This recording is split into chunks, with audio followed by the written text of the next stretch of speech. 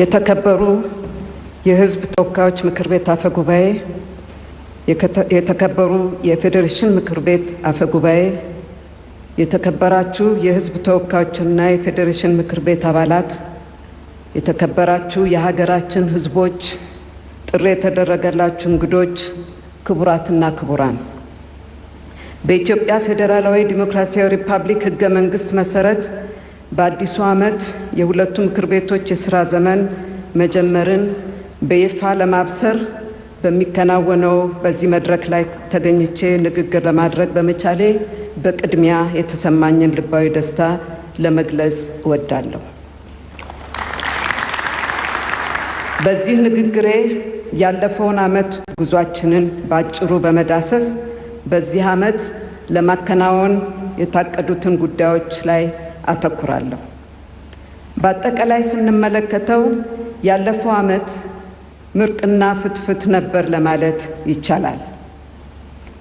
በአንድ መልኩ ወሳኝ ሀገራዊ ተግባራትን በማከናወን ያሳካንበት፣ በሌላ መልኩ ደግሞ በሕዝባችን ትዕግስትና ጽናት ባናሻግራቸው ኖሮ ከዚህ በላይ ዋጋ የሚያስከፍሉ ፈተናዎችን የተጋፈጥንበት ዓመት ነበር። ዋና ዋናዎቹን ድሎች ለመጥቀስ ያክል ክቡር ጠቅላይ ሚኒስትራችን በምስራቅ አፍሪካ ቀጠናዊ ሰላምን ለማምጣት ባደረጉት ጥረትና ለዓመታት የቆየውን ጦርነትም ሰላምም ያልነበረበትን የኢትዮጵያና የኤርትራ ግንኙነት በእርቅ መፍታት በመቻላቸው የዓለም የሰላም ኖቤል መሸለማቸው፣ ጠቅላይ ሚኒስትራችን የምስራቅ አፍሪካን ቀጠናዊ ሁኔታ ለመቀየር እያደረጉት ያለው አስተዋጽኦ ከፍተኛ መሆኑን የሚያሳይ ከመሆኑም በላይ የሀገራችንን ስም በዓለም መድረክ ለማስጠራት የቻሉበት ዓመት ነበር። በታሪካችን ብዙ ትርጉም የሚኖረውና ሀገራችንን ከኋላ ቀርነት ለማላቀቅ ትልቅ አቅም የሚፈጥርልን በህዳሴ ግድብ ዙሪያ የነበሩ የአሰራር ችግሮችን በመፍታትና የግድቡን ግንባታ በማፋጠን እንዲሁም በዲፕሎማሲያዊ ረገድ የሀገራችንን ክብርና ጥቅም ለማንም አሳልፈን የማንሰጥ መሆናችንን በማስመስከር የመጀመሪያውን ዙር የውሃ ሙሌት በድል ያጠናቀቅንበት ዓመት ነበር። ምንም እንኳን የሕዝቡ ኑሮ በኮሮና ምክንያት ቢጎዳም ለህዳሴው ግድብ ግን ከፍተኛ የሆነ የቦንድ ግዥና የሕዝብ እርዳታ የተለገሰበት ዓመት ነበር። ከቢሮ እስከ ሀገር በሚለው ሀገርን የማልማትና የቱሪዝም ሴክተሩን የማነቃቃት መርሃ ግብር በመዲናችን አስደናቂ የሆኑ ስራዎች የተሰሩባትና ኢትዮጵያውያን በልበ ሙሉነት ከተነሳን የት ድረስ ነገሮችን ማሳካት እንደምንችል የተማርንበት ዓመት ነበር። በቴክኖሎጂው ዘርፍ የሚኖረንን ተወዳዳሪነት በማሳደግ በኩል በታሪካችን የመጀመሪያዋን ሳተላይት ማምጠቅ የተቻለበት ዓመት ነበር። ከዲሞክራሲ ግንባታ አንጻር አዲስ የምርጫ አዋጅ በማጽደቅና ምርጫ ቦርድን ነፃና ገለልተኛ በሆነ መንገድ በማደራጀት የሲዳማን የክልልነት ጥያቄ ለማስተናገድ ስኬታማ የሆነ የሕዝበ ውሳኔ ምርጫ ማካሄድ የተቻለበት ዓመት ነበር። ይህም ለመጪው ሀገራዊ ምርጫ በቂ ዝግጅት እየደረገ መሆኑን የሚያሳይ ጥሩ ሀገራዊ ልምድ ነው። ብሔራዊ መግባባትን ለመፍጠር በተጀመሩ ስራዎች የፖለቲካ ፓርቲዎችንና የሲቪል ማህበረሰብ ተቋማትን በማወያየትና ብሔራዊ የምክክር መድረክ በማዘጋጀት ትልቅ እርምጃ የታየበት ነው። የኢኮኖሚ ስራዎቻችን በሕዝብ ኑሮ ላይ ተጨባጭ ለውጥ እንዲያመጡ ለማድረግ የኢኮኖሚ እድገታችን ለውጦች በቂ የስራ ዕድል ለወጣቶች በቂ የስራ ዕድል የሚፈጥር እንዲሆን በተሰራው ስራ 3 ሚሊዮን የሚሆኑ ዜጎቻችን የስራ ዕድል እንዲያገኙ ማድረግ የተቻለበት ዓመት ነበር። በውጭ የሚኖሩ ኢትዮጵያውያንና ትውልደ ኢትዮጵያውያን ያሉበት ቦታ ድረስ በመሄድና ችግሮቻቸውን በመካፈል እንዲሁም በሀገራቸው ጉዳይ ተሳታፊ እንዲሆኑ በማድረግና የአለኝታነት ስሜትን በመፍጠር ውጤታማ የዜጋ ተኮር ዲፕሎማሲ ስራ የተሰራበት ዓመትም ነበር። ዜጎቿ በየትኛውም ዓለም ክፍል ክብራቸው የተጠበቀበት ኢትዮጵያን ለመፍጠር ወደ ተለያዩ ሀገሮች በስራ የሚሄዱ ዜጎች መብታቸው ተጠብቆ እንዲሰሩና በሕጋዊ ሁኔታ እንዲሰማሩ ለማድረግ ከበርካታ የመካከለኛው ምስራቅ ሀገሮች ጋር የሥራ ስምሪት ስምምነቶችን በመፈረም ተግባራዊ የተደረገበት ዓመት ነበር። ኮሮናን በመከላከል ረገድ ደግሞ ቀድሞ ለመከላከልና ለመዘጋጀት በተሰራው ስራ አፋጣኝ የጤና ተቋማትን የገነባንበት፣ የመከላከያና የማከሚያ ቁሶችን ከራሳችን አልፈን ለሌሎች የአፍሪካ ሀገሮች ያዳረስንበት፣ ህዝቡን ያሳተፈ የመከላከል ስራ በመስራት ከክፉ አደጋ የታገድንበት ዓመት ነበር። ሀገራችንን ለከፍተኛ ኪሳራ ከዳረጓት ድክመቶች አንዱ የፕሮጀክት አስተዳደር ስርዓታችን ደካማ መሆን እንደሆነ ይታወቃል። ባለፈው ዓመት የተጀመሩ ፕሮጀክቶች ተጠናቀው ለአገልግሎት እንዲበቁ በማሰብ ለፕሮጀክቶች አመራር ልዩ ትኩረት በመስጠት ለዓመታት ሲንከባለሉ የቆዩ ፕሮጀክቶች ችግሮቻቸውን በጥናት በመለየትና ተጨማሪ በጀት የሚያስፈልጋቸውን በጀት በመመደብ እንዲሁም አስተዳደራዊና ሕጋዊ እርምጃዎችን በመውሰድ በርካታ ፕሮጀክቶችን ማጠናቀቅ የተቻለበት ዓመት ነበር። ፕሮጀክቶችን በጊዜያቸውና በተፈለገው ጥራት የማጠናቀቅ ባህል ከማዳበር አኳያም ትልቅ ተሞክሮ የተገኘበት ዓመት ነበር። በኮሮና ምክንያት የሚከሰተውን የምግብ እጥረት ለመቋቋም ምንም መሬት ጦሙን እንዳያድር በተሰራው ስራ ሀገራዊ የእህል ምርት እንዲጨምር ከመቼውም ጊዜ በላይ መሬት የታረሰው በዚህ ዓመት ነው። በኩታ ገጠም እርሻ ለሀገራችን የግብርና ልማት ተስፋ ሰጪ ውጤት ያየንበትም ዓመት ነው። ካለፉት ዓመታት በተሻለ የውጭ ንግድ ገቢ ያደገበት ዓመትም ነበር። 5 ቢሊዮን ችግኝ በመትከል ኢትዮጵያን አረንጓዴ ለማድረግ ያቀድነው ዕቅድ ያሳካንበት ዓመት ነበር። ለቀጣይ 10 ዓመታት ሀገራችን የምትመራበት ፍኖተ ብልጽግና የ10 ዓመት ዕቅድ የተነደፈበት ዓመትም ነው። በጥቅሉ ያለፈው ዓመት በርካታ ታሪካዊ የሆኑ ድሎችና ስኬቶችን ያስተናገድንበት ዓመት ነበር። ስኬቶቹ እንደ ሀገር የተጀመረውን ከፍተኛ የትጋትና የቁርጠኝነት መንፈስ የሚያሳዩና ሀገራችን በቀጣይ የምትጓዝበትን ብሩህ ጎዳና የሚያመለክቱ ናቸው። ያለፈው ዓመት በርካታ ፈተናዎች የተጋፈጥንበትም ዓመት ነበር። በኮቪድ-19 ዓለም አቀፍ ወረርሽኝ ምክንያት ሀገራችን የተፈተነችበት፣ ወረርሽኙ ሊያስከትለው የሚችሉ ጉዳቶችን ለመቋቋም በጋራ ከፍተኛ ርብርብ ያደረግንበት ጊዜ ነበር።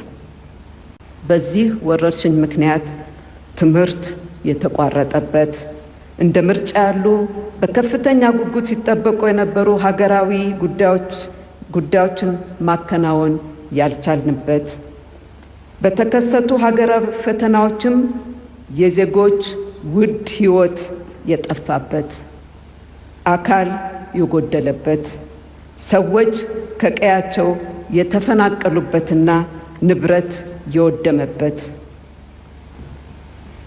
የበረሃ አንበጣ ያመረትነውን ምርት ሳንሰበስብ ወረራ ያካሄደበት ዓመት ነበር። እነዚህ የገጠሙን ከባድ ፈተናዎች የለውጥ ሂደት ውስጥ ሊያጋጥሙ የሚችሉ ችግሮች ቢሆኑም ሕዝባችን በከፍተኛ ማስተዋልና ጥበብ ከራሱ በላይ የሀገርን ሕልውና በማስቀደም ችግሮቹን ለመከላከልና ለመቋቋም የተከሰቱ ችግሮችም የሀገር ሕልውና ላይ የከፋ ጉዳት እንዳያደርሱ በማድረግ ለተጫወተው የማይተካ ሚና ለሕዝቦቻችንና ለሰላም አስከባሪ ኃይሎች ከፍ ያለ ምስጋናዬን ለማቅረብና አክብሮቴን ለመግለጽ እወዳለሁ። ከተጠበቁትም ሆነ ካልተጠበቁት አጋጣሚዎቻችን ከፍተኛ ትምህርት ወስደናል። ችግሮቹንም ለመፍታት መንገዱን ጀምረናል ብለን እናስባለን። በሀገራችን የተጀመረውን ሁለንተናዊ ለውጥ ከግብ ለማድረስ እንደ ሀገር ከፍተኛ አቅምና ልምድ እየተገነባ እንደሆነ የተረዳንበት ዓመት ነው። ወደ እኛ የተወረወረውን ቀስት ኃይሉን ሳናበርድ አቅጣጫውን በመቀየር ብቻ ወደ መልካም አጋጣሚነት መቀየር የቻልንበት ነበር። በኮሮና ምክንያት ሊፈጠሩ ይችሉ የነበሩ ማህበራዊና ኢኮኖሚያዊ ቀውሶችን ለመከላከል በተሰሩ ስራዎች የሕዝባችንን የመረዳዳትና የመተሳሰብ ባህል ለማጠናከር ተጠቅመንበታል። በወረርሽኙ ምክንያት ሀገራዊ ምርጫውን ለማራዘብ ስንገደድ አጋጣሚውን ሕገ መንግስታዊነትን ለማጠናከርና ልምድ ለመውሰድ ተጠቅመንበታል። በሕገ መንግስት ትርጉም ረገድ ሀገራችን በታሪኳ አይታው የማታውቀው ልምምድ ያደረግንበት አጋጣሚ ነበር።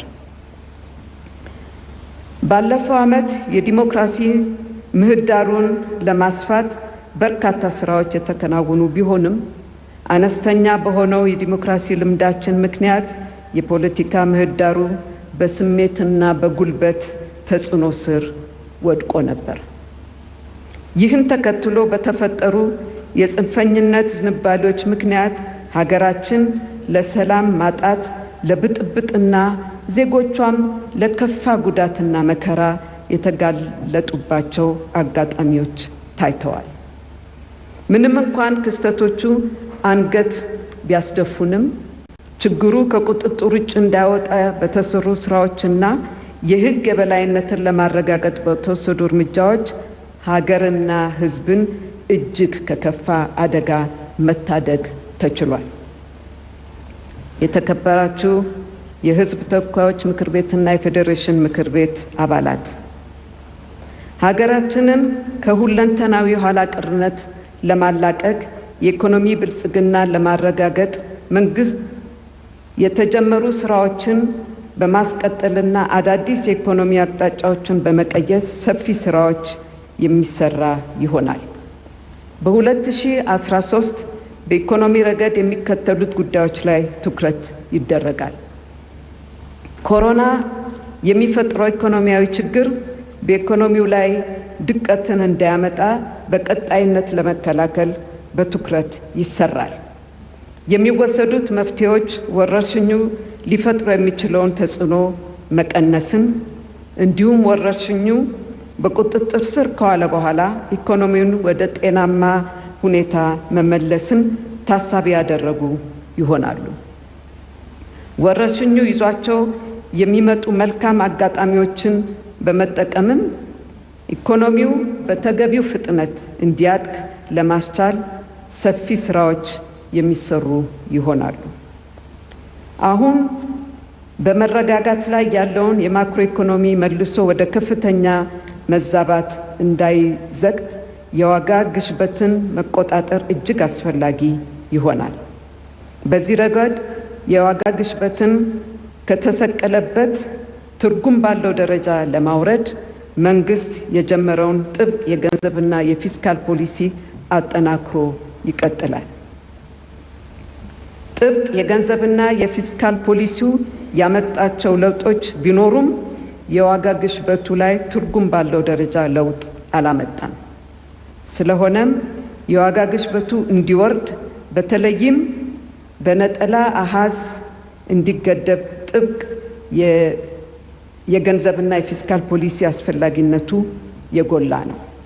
በመሆኑም ፖሊሲዎቹን ከሌሎች የኢኮኖሚ መሳሪያዎች ጋር አስተሳስሮ ለማስፈጸም ትኩረት ተደርጎ ይሰራል።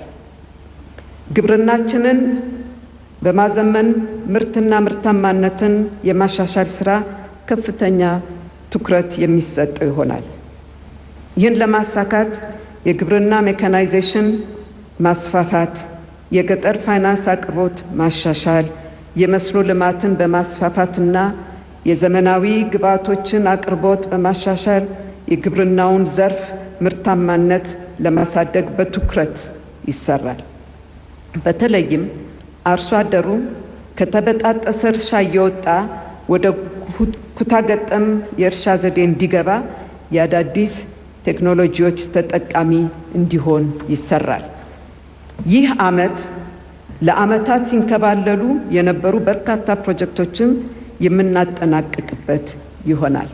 ተጠናቅቀው ለሕዝብ አገልግሎት መዋል ሲገባቸው ተጓተው የሕዝብ ቅሬታ መነሻ የሆኑ ፕሮጀክቶችን በዝርዝር በመለየት ጠንካራ የፕሮጀክት አስተዳደር ስርዓት በመዘርጋት አስፈላጊ ግብዓቶችን በማሟላት የተጓተቱ ፕሮጀክቶችን አጠናቀር ለሕዝብ አገልግሎት ለመዋል ከፍተኛ ርብርብ ይደረጋል። በሰፊ ሕዝባዊ እንቅስቃሴ የተጀመረውን የአረንጓዴ አሻራ መርሃ ግብር አጠናክሮ በማስቀጠል ከሀገራችን አልፎ አካባቢያችንን የሚያሳትፍ ትልቅ ስራ ይሰራል።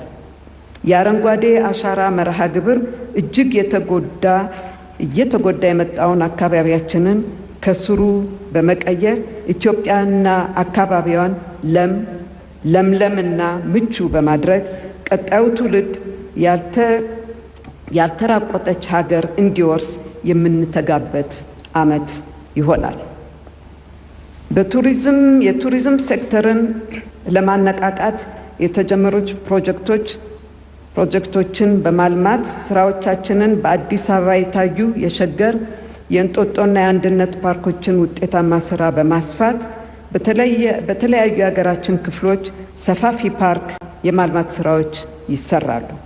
እንዲሁም ከተሞቻችን እነዚህን ልማቶች አርአያ በማድረግ የተለያዩ የፓርክና የማስዋብ ስራዎችን እንዲሰሩ ትኩረት ይደረጋል።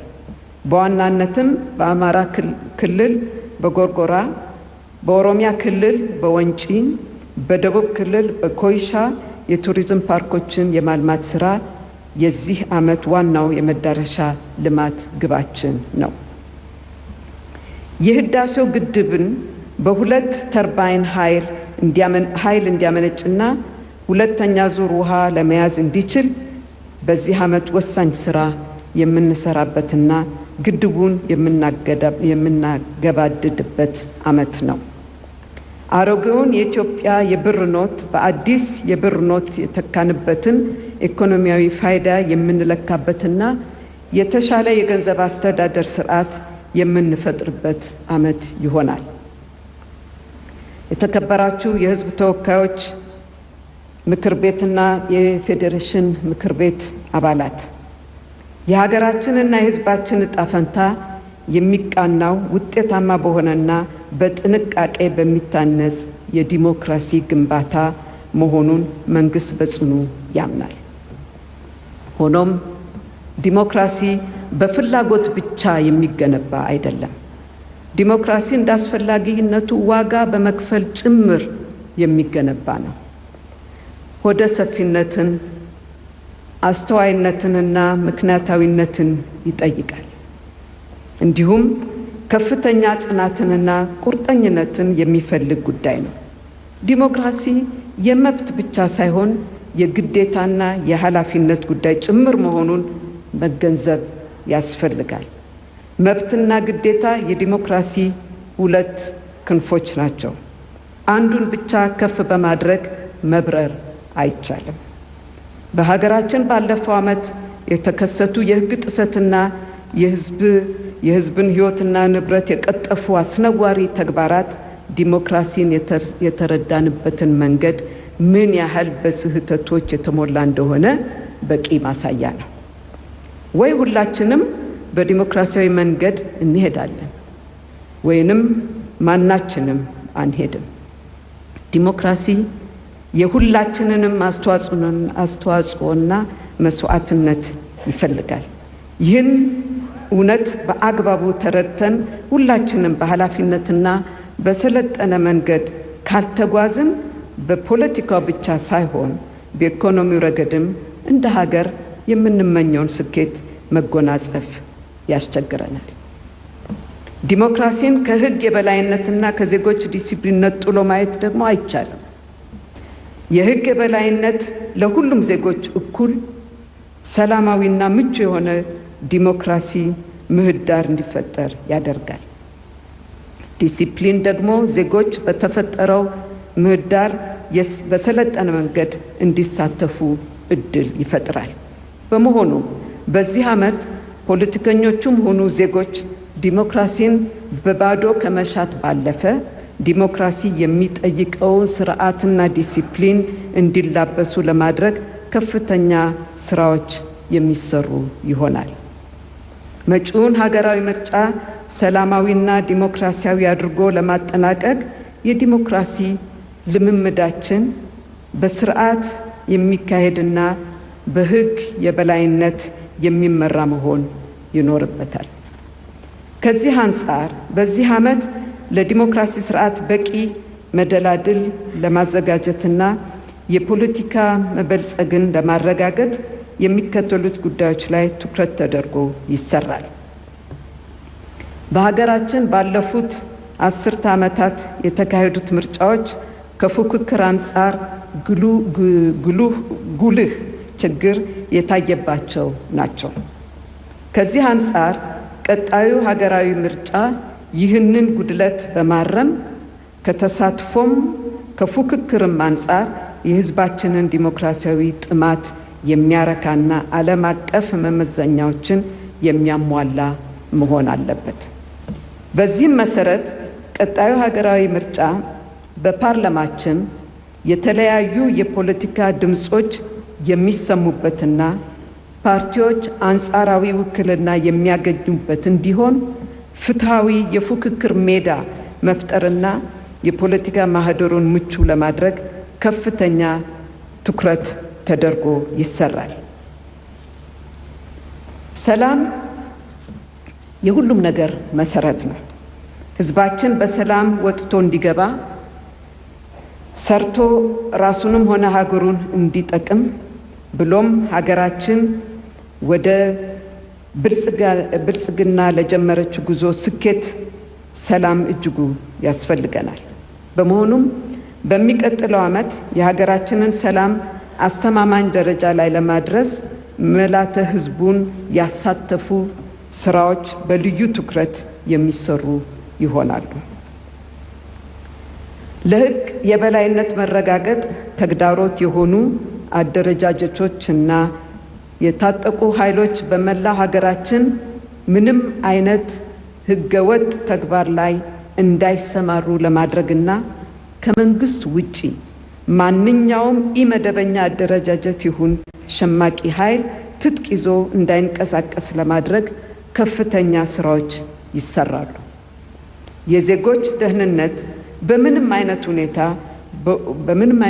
ሁኔታ ውስጥ አደጋ ላይ የማይወድቅባትን ሀገር ለመፍጠርና የህግ የበላይነት የሚታይና የሚጨበጥ ደረጃ ለማረጋገጥ የተጀመሩ ሰፋፊ ስራዎች ተጠናክረው ዜጎች በደህንነት ስሜታቸው እንዲጎለብት ለማድረግ በትኩረት ይሰራል። የህግ የበላይነትን ለማስከበር የተጀመሩ ተቋማትን የማደራጀትና የማብቃት ስራዎች ተጠናክረውም ይቀጥላሉ። የዳኝነት ስርዓታችን እና ሁሉም የህግ አስከባሪ ተቋሞቻችን ይበልጥ አሰራራቸውን እንዲያሻሽሉ በማድረግ በህግ የተሰጣቸውን ተልዕኮ መፈጸም የሚያስችላቸውን አቅም እንዲገነቡ ይደረጋል። በተጨማሪም የህዝባችን የሰብአዊ መብት መከበር ጉዳይ ለድርድር የሚቀርብ ጉዳይ ስለማይሆን የሰብአዊ መብት ኮሚሽንና የህዝብ እንባ ጠባቂ ተቋማትን አቅም ይበልጥ ማጠናከር ወሳኝ ይሆናል። የዲሞክራሲ ልምምድና የህግ የበላይነትን ማስከበር ሳይጋጩ ሁለቱንም በሚዛን ለመተግበርና አንዱን ሳንደፈጥጥ ሌላውን ማስከበር የምንችልበት ሁኔታ ለመፍጠር በትኩረት ይሰራል። የሲቪል ሰርቪስ ሪፎርም ስራችንን ለማዘመንና ህዝባችን አሁን ከደረሰበት የአገልግሎት ፍላጎት ጋር እንዲጣጣም እንዲሁም የመጪውን ትውልድ ፍላጎት ታሳቢ ያደረገ አገልግሎት ለመስጠት ሰፊ ስራዎች ይሰራሉ። የአገልግሎት አሰጣጣችን ወደ ዲጂታል ለማሸጋገር የሚደረገው ጅምር እንዳለ ሆኖ በመላ ሀገራችን ከፍተኛ ተገልጋይ ያለባቸው ተቋማት ተለይተው ሀገር አቀፍ ዲጂታላይዜሽን ስራ ወጪ ቆጣቢ በሆነ መልኩ ወደ ተግባር እንዲገባ ይደረጋል። በመንግስት ተቋማት ላይ በአስተሳሰብም ሆነ በተግባርም ያሉ የሌብነትና መልክ ያጣ ግለኝነት ተግባሮችን በመታገል ለሌብነት የማያመቹ የመንግስት አሰራሮችን ለይቶ ማስተካከል እንዲሁም የሚስተዋሉ የሌብነት እኩይ ድርጊቶችን ህዝቡን ባሳተፈ መልኩ ማጋለጥና ህጋዊ እርምጃ መውሰድ ሲቪል ሰርቪሳችን ከሌብነት የጸዳ እንዲሆን ለማድረግ ትኩረት ተሰጥቶ ይሰራል። ትምህርት ተደራሽነት ችግርን መፍታት፣ ዜጎች ጥራት ያለው ትምህርት እንዲያገኙ፣ ለትምህርት ጥራት መጓደል መንስኤ የሆኑ ጉዳዮች ተለይቶ እንዲፈቱ በማድረግ በአጠቃላይ ትምህርት፣ እውቀት፣ ክህሎትና በጥሩ ስነ ምግባር ትውልድን ኮትኩቶ የመገንባት ስራ ትኩረት የሚሰጠው ጉዳይ ይሆናል። በጤናው ዘርፍ የጤና ተቋማት ተደራሽነትን የማስፋፋት፣ የጤና ተቋሞቻችን አገልግሎት አሰጣጥን ማሻሻል፣ በህዝባችን ላይ ጉዳት የሚያደርሱ ተላላፊና ተላላፊ ያልሆኑ በሽታዎች የመከላከል ስራ ከፍተኛ ትኩረት ተሰጥቶ የሚሰራ ይሆናል። የበጎ ፈቃድ አገልግሎት ትልቅ የልማት አቅም ነው። ባለፈው ዓመት በጎ ፈቃደኞች ባደረጉት እንቅስቃሴ በትምህርት ቤቶች ተጨማሪ የመማሪያ ክፍሎችን በመገንባት የተበላሹ መንገዶችን በመጠገን ለአረጋውያንና ለአቅመ ደካሞች ቤት በመስራት ምግብና አልባሳት ችግር ያለባቸውን ዜጎች በመደገፍ ያደረጉት ርብርብ በእጅጉ የሚያስመሰግናቸው አኩሪ ተግባር ነው። በዚህ አጋጣሚ በበጎ ፈቃድ አገልግሎት በሀገር ግንባታና ወገኖቻቸውን በመደገፍ ስራ ላይ አስተዋጽኦ ያበረከቱ ዜጎቻችንን እያመሰገንኩ የበጎ ፈቃድ አገልግሎት ተቋማዊ በሆነ መልኩ ተጠናክሮ እንደሚቀጥል ለመግለጽ እወዳለሁ። የተከበራችሁ የሕዝብ ተወካዮችና የፌዴሬሽን ምክር ቤት አባላት፣ ሀገራችን በህዳሴ ግድብ ዙሪያ በቅርቡ በተሳተፈችበት ድርድርም ሆነ ቀደም ባሉት ጊዜያት በነበሩት ድርድሮች ወቅት የተከተለችው መርህ ያውና ተመሳሳይ ነው። ይህም የህዳሴው ግድብ የተፋሰሱን ሀገራት ሳይጎዳ የሀገራችንን ብሔራዊ ጥቅም ባስከበረ መልኩ ስምምነት ላይ መድረስ የሚል ነው። ሁሌም ቢሆን ጥንቃቄ የተሞላበት ድርድር ሲካሄድ ቆይቷል። ለዚህ ይረዳን ዘንድም ዓለም አቀፍ ባለሙያዎችን፣ ባለድርሻ አካላትን፣ ፖለቲከኞችን፣ ምሁራንን፣ ልዩ ልዩ የህብረተሰብ ክፍሎችን በማወያየት እና በማማከር ብዙ ስራ ተሰርቷል።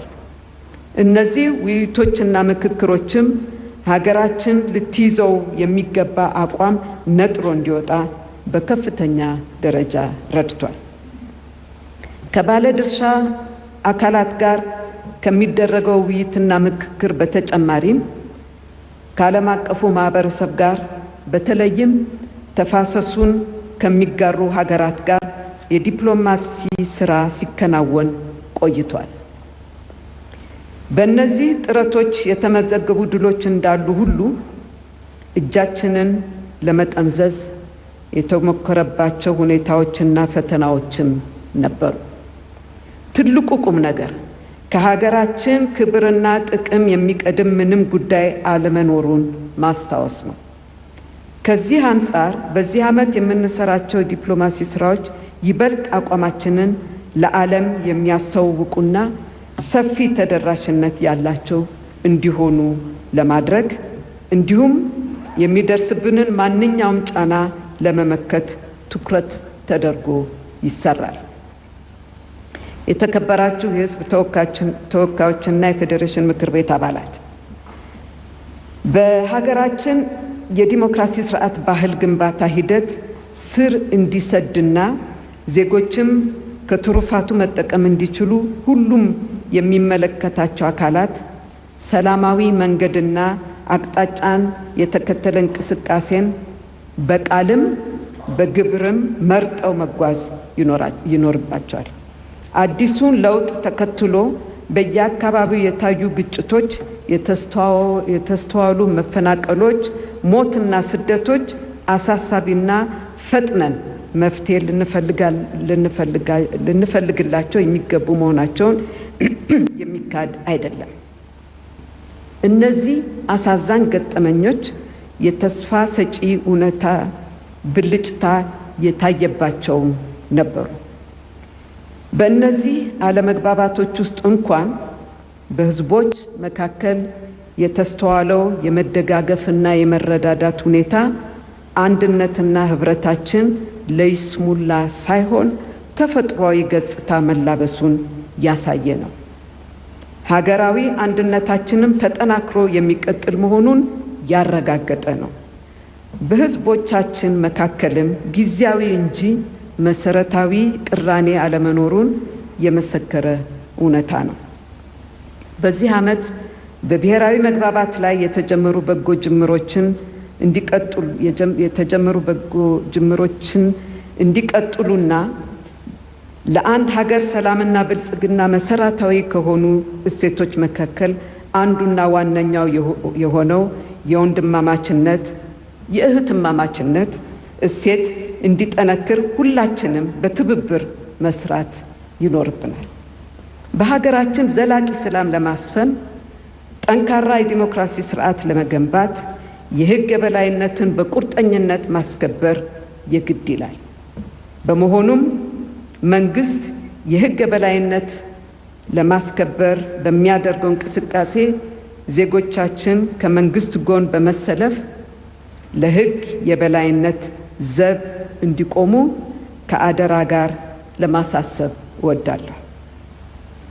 በመጨረሻም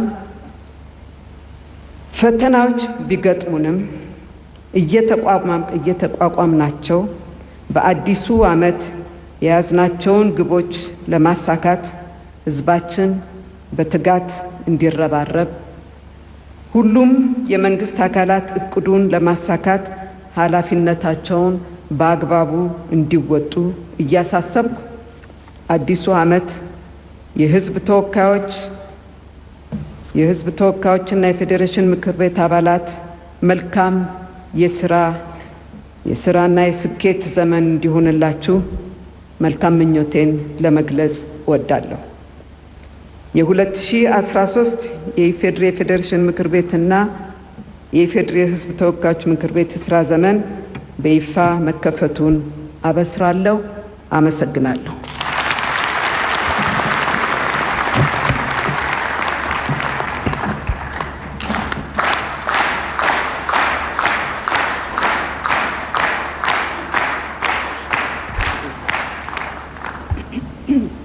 ክብርት ፕሬዝዳንት ላቀረቡት የመክፈቻ ንግግር ከፍተኛ ምስጋና አቀርባለሁ።